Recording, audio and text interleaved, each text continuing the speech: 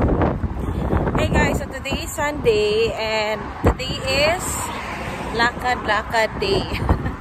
So maglalakad tayo guys and kukwentuhan ko kayo about yesterday. So yesterday po, pumunta ako, schedule ko po yesterday dun sa ating ultrasound.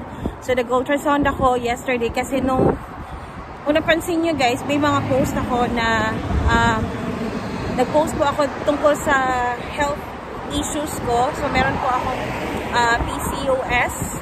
Yung PCOS, yun yung madalas na mga health issues ng mga babae.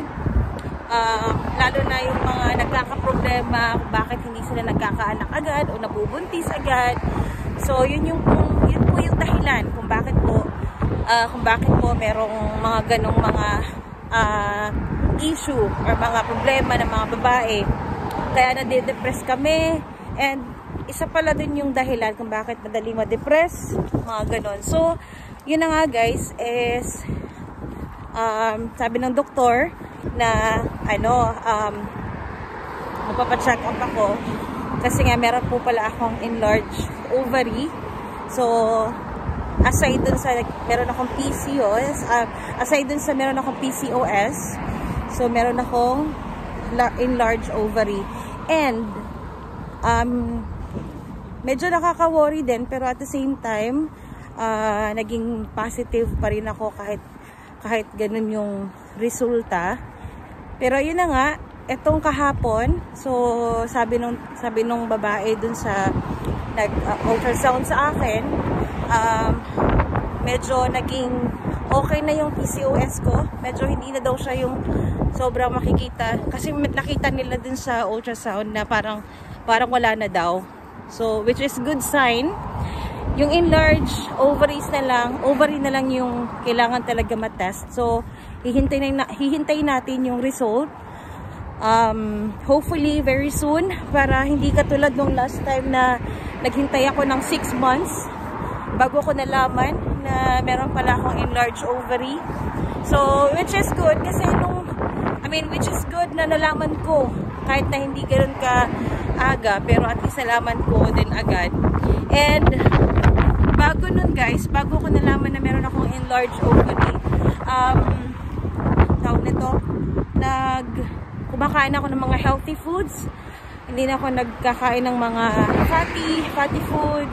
Walang masyadong mga salty food, mga ganon. So madalas kinakain ko ngayon is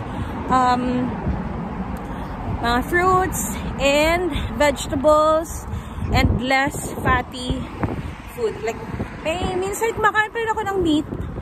Kumakain pa rin din ako ng pork, mga ganyan. Pero at least hindi na tulad ng dati na sobrang unhealthy din pala talaga yung grabe ka kumain ng mga baboy, mga matataba, mga ganon. So at least very happy ako pa rin. At the end of the day guys, kailangan ko pa rin tanggapin na ganun yung nangyari, may mga ganyang situation pala sa health natin. So yun, so ngayon naglalakad tayo para active pa rin yung active pa rin yung katawan natin. So it's better talaga na pinupush natin na maging active, physically active, aside dun sa kinakain natin. So yun, ito, walang preno, walang edit, nakakapagod pag-edit guys. Dire-diretso na to.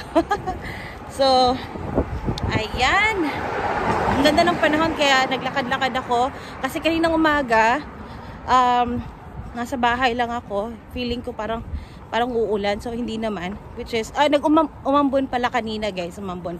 Pero ngayon ang ganda ng panahon. So alis tayo. Lakad-lakad lang tayo.